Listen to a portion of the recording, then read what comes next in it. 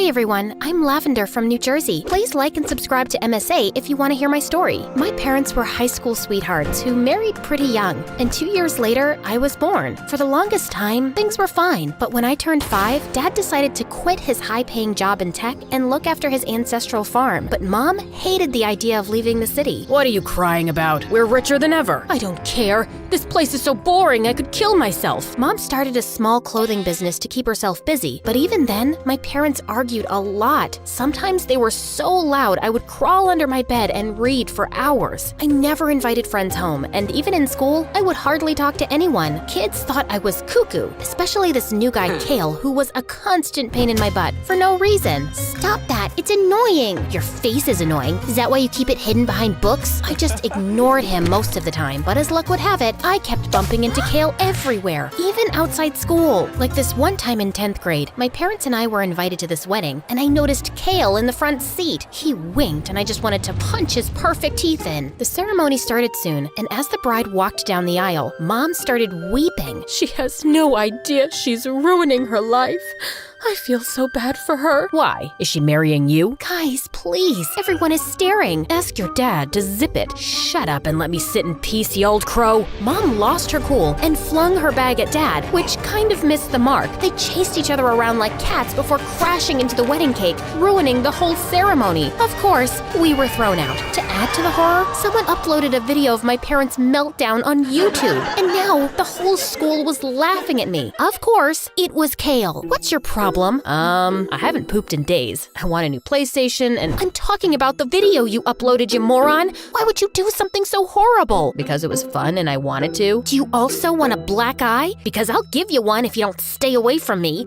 Oh, looks like crazy runs in the family. I tried not to punch Kale in the face as I left. He'd always been annoying, but this was absolutely vile. Kale moved away after some time, but the damage was done. People just never let me live down the wedding incident, and I just kept my distance from everyone. A week after my 17th birthday, Mom decided to pack her stuff and leave for LA to make her name as a designer. And since Dad refused to leave the farm, I volunteered to go with Mom. It was a good thing. I could start my life from scratch, and Mom had rented this gorgeous apartment and a private pool, which was perfect. And a few days later, she enrolled me in a private school. Listen to me carefully. This school is full of rich and influential kids. Be friends with them, so in the future, I can meet their parents and pitch my brand. Don't go around telling everyone that your dad's a farmer. Why? I'm not ashamed of that. But kids in this school will eat you alive if you don't match their social status. Mom dropped me off, and I looked at the tall building nervously. I'd barely gotten a foot inside when a bunch of kids flocked around me. Oh my god, I love your outfit. Those sunglasses are dope. Are they Versace? Stop bothering her, girls. Don't mind these ladies. They're just desperate for attention. So what's your name? I'm Vanessa. I'm Lavender. Aw, I love lavenders. They smell like roses. I saw you come out of that car, and I instantly knew you were one of us. What are your parents into? My mom's a designer, and Dad, he's a really famous movie director from Egypt. Wow, anything we've seen? The Pyramids of Ibiza? The Tummy Returns? Doesn't ring a bell. But hey, it's so cool. You're like a celebrity. I don't know why I lied. Maybe it was that dumb lecture Mom gave me. And before I knew it, Vanessa had told the entire school that my dad was a famous director. My lie was traveling places, and there was no way to stop that bus. Vanessa and I started hanging out every day, and she even introduced me to a bunch of her friends. Her dad was a rich politician, which made her pretty popular, and also really mean. Like this one time in class, a girl walked up to her. Here's all the homework you asked for. Can I join the cheer squad now? Oh, thanks, darling.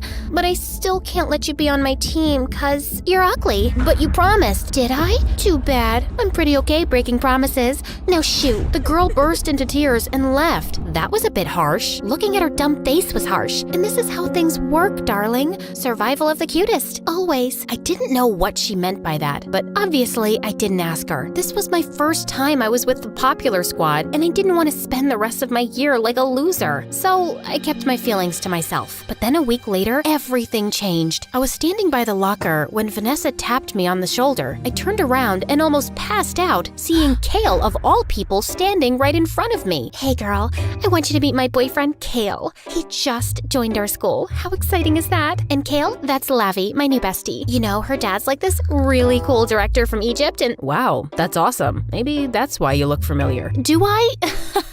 You're funny.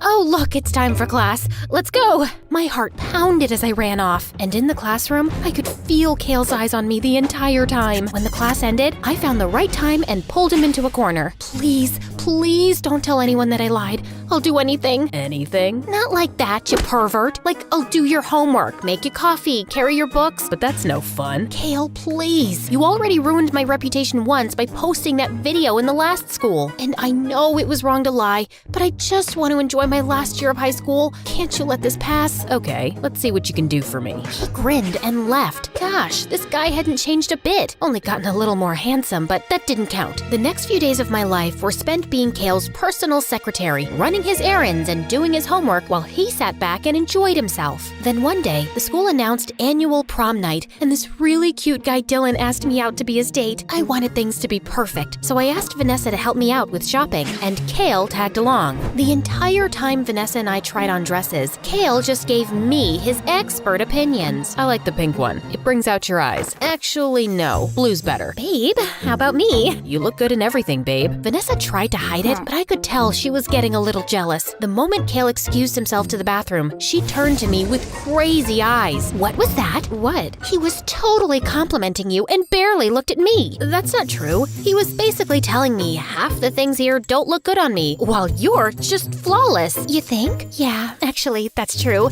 I am flawless. I might have convinced Vanessa, but what she said wasn't entirely wrong. Kale was paying me more attention, and I had no idea why. He would leave random gifts and thank you notes in my locker, and I was at the library one day when Kale creeped up on me. The servant kills the family in the end. What? Why would you give away the ending? I was still reading this. It's a dumb book. Anyway, you didn't show up for lunch, so I got you burgers. Kale and I ate together, and he was surprisingly sweet. We were having a good conversation when suddenly he bent forward, and I literally stopped breathing. You had some sauce on your face. I'll check on Vanessa. With that, he just got up and darted. This guy was so weird. I was literally having such a difficult time figuring him out. A few days later at prom, I was very excited to have a good time, but Dylan was stuck to his phone. I tried talking, but all he spoke about was his love for video games and the latest gaming consoles. It was so boring. I was looking for an escape route when Kale popped up. I'm thirsty. Get me some water. Get it yourself, dude. I'm not talking to you. But you're interrupting my date. Oh, I'm so sorry. Guess what? I don't care. Suddenly, Dylan got up and pushed Kale, and then Kale got up and held him by the collar. Guys, cut it out. What is your problem, Kale? My problem? You look like you're dying a slow death with this moron. He's not treating you right. And you are? Just mind your own business. How difficult can that be? More than you know. What? I stared at Kale in confusion as he turned around and left. The next day at school, all that everyone could talk about was the stupid fight. I wanted to talk to Kale about what he said at prom, but he never showed up. I tried asking Vanessa where Kale was, but she just snapped at me. Why do you care? Jeez, I'm just curious. You think I'm an idiot? I know something's going on between you two. He literally punched another guy for you. That's because he's moody and crazy. Always has. Holy crabs, I almost gave away my secret.